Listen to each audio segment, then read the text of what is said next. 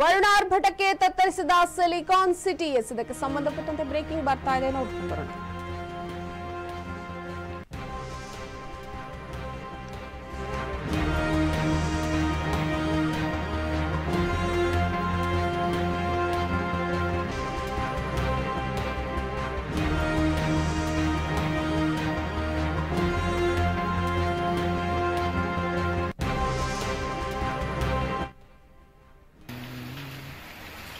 ವರುಣನ ಆರ್ಭಟಕ್ಕೆ ತತ್ತರಿಸಿದ silicon city. ನಿನ್ನೆ ಸುರಿದ ಮಳೆಯಿಂದಾಗಿ ಬೆಂಗಳೂರಿಗರು ಸಾಕಷ್ಟು ಪರದಾಟವನ್ನ ನಡೆಸಿದ್ದಾರೆ.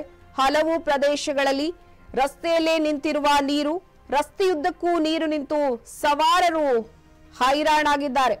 ಹಲವು ಕಡೆಗಳಲ್ಲಿ ಮನೆಗಳಿಗೂ ಕೂಡ ನೀರು ನುಗ್ಗಿರುವ ಮಾಹಿತಿ ಇದೆ. ಒಟ್ಟಾರೆ ಬೆಂಗಳೂರಿನಾದ್ಯಂತ ಹಾಗೆ ರಾಜ್ಯದ ಹಲವು ಕಡೆಗಳಲ್ಲಿ ಮಾಡ್ತಾ ಇದ್ದಾನೆ. ವರುಣನ ಒಂದು ಆರ್ಭಟಕ್ಕೆ ಸಿಲಿಕಾನ್ ಸಿಟಿ ಸಂಪೂರ್ಣವಾಗಿ ತತ್ತರಿಸಿ ಹೋಗಿದೆ. ನಿನ್ನೆ ರಾತ್ರಿ ಸುರಿದ ಮಳೆಗೆ ಬೆಂಗಳೂರಿಗರು ಸಾಕಷ್ಟು ಪರದಾಟವನ್ನ ನಡೆಸುವಂತಹ ಸಂದರ್ಭ ಎದುರಾಗಿತ್ತು. ಹಲವು ಪ್ರದೇಶಗಳಲ್ಲಿ ರಸ್ತೆಗಳಲ್ಲೇ ನೀರು ನಿಲ್ಲುವಂತಹ ಪರಿಸ್ಥಿತಿ ಎದುರಾಗಿತ್ತು. ರಸ್ತೆಯುದ್ದಕ್ಕೂ ನೀರು ನಿಂತು ಸವಾರರು ಹೈರಾಣಾಗಿದ್ದಾರೆ. ಹಲವು ಕಡೆಗಳಲ್ಲಿ ಮನೆಗಳಿಗೂ ಕೂಡ ನೀರು ನುಗ್ಗಿ ಸಾಕಷ್ಟು ಅವಾಂತರಗಳು ಏರ್ಪಟ್ಟಿವೆ.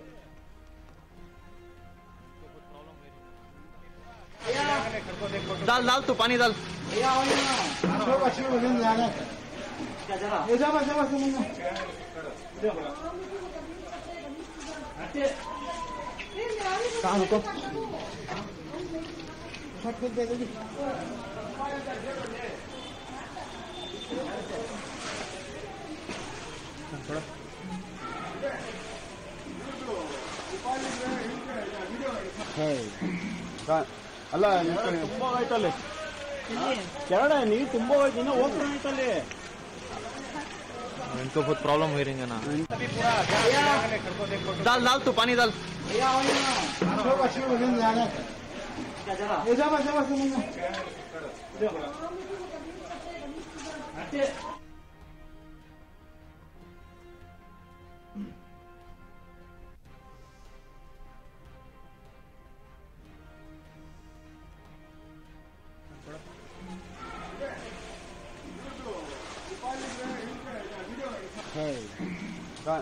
ಅಲ್ಲ ತುಂಬಾ ಹೋಯ್ತಲ್ಲಿ ಕೆರಡೆ ನೀರು ತುಂಬಾ ಹೋಯ್ತು, ಇನ್ನ ಹೋಗ್ತಾ ಹೋಯ್ತಲ್ಲಿ. इनको बहुत प्रॉब्लम हो रही है ना. दाल तू पानी डाल. ಕರ್ನಾಟಕ ರಾಜಧಾನಿ ಬೆಂಗಳೂರು ಹಾಗೂ ಸುತ್ತಮುತ್ತಲಿನ ಜಿಲ್ಲೆಗಳಲ್ಲಿ ಕಳೆದ ಒಂದು ವಾರದಿಂದ ವರುಣ ಅಬ್ಬರಿಸ್ತಾ ಇದ್ದಾನೆ. ತಾಪಮಾನ ಗಣನೀಯ ಪ್ರಮಾಣದಲ್ಲಿ ಇಳಿಕೆಯಾಗಿದೆ. ಬೇಸಿಗೆಯ ಮಳೆಯಿಂದ ಜನರು ಒಂದು ಕಡೆ ಖುಷಿಯಾಗಿದ್ರೆ, ಕೆಲವೆಡೆ ಭಾರೀ ಮಳೆಯಾಗಿ ಸಾಕಷ್ಟು ಅವಾಂತರಗಳನ್ನ ಸೃಷ್ಟಿ ಮಾಡಿದೆ. ರಸ್ತೆಗಳಲ್ಲಿ ಮಳೆ ಉಕ್ಕಿ ಹರಿದ ಪರಿಣಾಮ ವಾಹನ ಸವಾರರು ಪರದಾಡುವಂತಹ ಪರಿಸ್ಥಿತಿ ಎದುರಾಗಿದೆ. ಕೆಲವೊಂದು ತಗ್ಗು ಪ್ರದೇಶಗಳಲ್ಲಿ ಮನೆಗಳಿಗೂ ಕೂಡ ನೀರು ನುಗ್ಗಿರುವಂತಹ ವರದಿ ಇದೆ.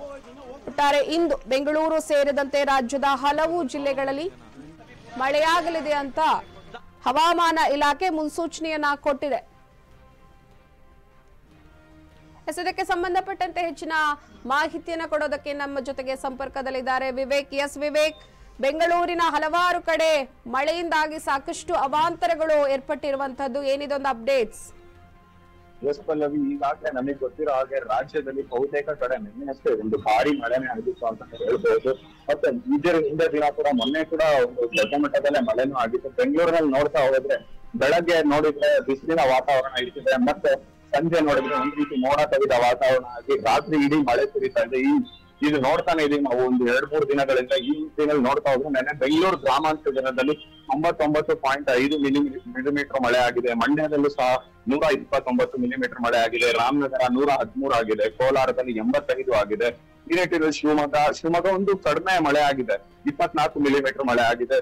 ಮತ್ತೆ ಅತಿ ಹೆಚ್ಚು ಕಡೆಗಳಲ್ಲಿ ಮಳೆ ದೊಡ್ಡ ಮಟ್ಟದಲ್ಲೇ ಹೊಡೆದಿದೆ ಅಂತ ಹೇಳ್ಬೋದು ಪಲ್ಲವಿ. ಮತ್ತೆ ನಿನ್ನೆ ಅಷ್ಟೇ ನಾವು ನೋಡಿದ್ವಿ, ಒಂದು ದೊಡ್ಡ ಮಟ್ಟದಲ್ಲೇ ಗಾಳಿ ಮತ್ತೆ ಬಿರುಗಾಳಿ ಸಹಿತ ಮಳೆ ಕೂಡ ಆಗಿತ್ತು. ಈ ಮಳೆಯಿಂದ ಸಾಕಷ್ಟು ಕಡೆ ಬೆಂಗಳೂರಿನಲ್ಲಿ ಹಲವು ಸಣ್ಣ ಪುಟ್ಟ ಮನೆಗಳೇನಿದೆ ಅದು ಕೂಡ ಬಿದ್ದಿದೆ, ಮತ್ತು ಸುಮಾರು ಹಳೆಯಾದ ಮರಗಳು ಸಾಕಷ್ಟು ಕಡೆ ಬಿದ್ದಿದೆ. ಮತ್ತು ನೋಡ್ತಾ ಹೋದ್ರೆ ನಿನ್ನೆ ಅಷ್ಟೇ ಮಂಡ್ಯದಲ್ಲೂ ಕೂಡ ಒಂದು ದೊಡ್ಡ ಮಟ್ಟದ ಮಳೆನೇ ಆಗಿದೆ. 229 ಮಿಲಿಮೀಟರ್ ಮಳೆ ಏನಾಗಿದೆ. ಈ ಮಳೆಯಿಂದಾಗಿ ನಿನ್ನೆ ದೊಡ್ಡ ಮಟ್ಟದ ಒಂದು ಗಾಳಿ ಕೂಡ ಬೀಸಿತ್ತು. ಈ ಗಾಳಿಯಿಂದಾಗಿ ಮಂಡ್ಯದಲ್ಲಿ ಒಂದು ರೈಲ್ ಮೇಲೆ ಕೂಡ ಮರನ್ನ ಬಿದ್ದಿದೆ ಅಂತ ಹೇಳ್ಬೋದು ಪಲ್ಲವಿ. ಆ ಮರ ಕೂಡ ಬಿದ್ದಿದೆ. ಈ ನಿಟ್ಟಿನಲ್ಲಿ ನೋಡ್ತಾ ಹೋದ್ರೆ ಒಂದು ದೊಡ್ಡ ಅನಾಹುತಾನೆ ನಿನ್ನೆ ಕೂಡ ತಪ್ಪಿತ್ತು. ಯಾರಿಗೂ ಏನು ಅನಾಹುತ ಕೂಡ ಆಗಿಲ್ಲ. ಬರೀ ಫ್ರಂಟ್ ಇಂಜಿನ್ ಬಳಿ ಇರುವಂತಹ ಗ್ಲಾಸ್ ಗಳು ಮಾತ್ರ ಪುಡಿಯಾಗಿತ್ತು. ಈ ರೀತಿಯಲ್ಲಿ ನೋಡ್ತಾ ಹೋದ್ರೆ ಮತ್ತು ನಿನ್ನೆ ಅಷ್ಟೇ ನಮಗೆ ಗೊತ್ತಿರೋ ಹಾಗೆ ಮತ್ತೆ ಸಾಕಷ್ಟು ಕಡೆ ಮಳೆ ಬಂದು ಬೆಳೆ ನಾಶ ಕೂಡ ಆಗಿರ್ಬೋದು. ಈ ರೀತಿಯಾಗಿ ಬೇರೆ ಬೇರೆ ರೀತಿ ಅದು ರೈತರಿಗೂ ತೊಂದರೆ ಆಗಿದೆ ಈ ಗಾಳಿ ಮಳೆಯಿಂದಾಗಿ ಅಂತ ಹೇಳ್ಬೋದು ಪಲ್ಲವಿ. ಓಕೆ, ಧನ್ಯವಾದ ನಿಮ್ಮೆಲ್ಲ ಅಪ್ಡೇಟ್ಸ್ಗಾಗಿ ವಿವೇಕ್.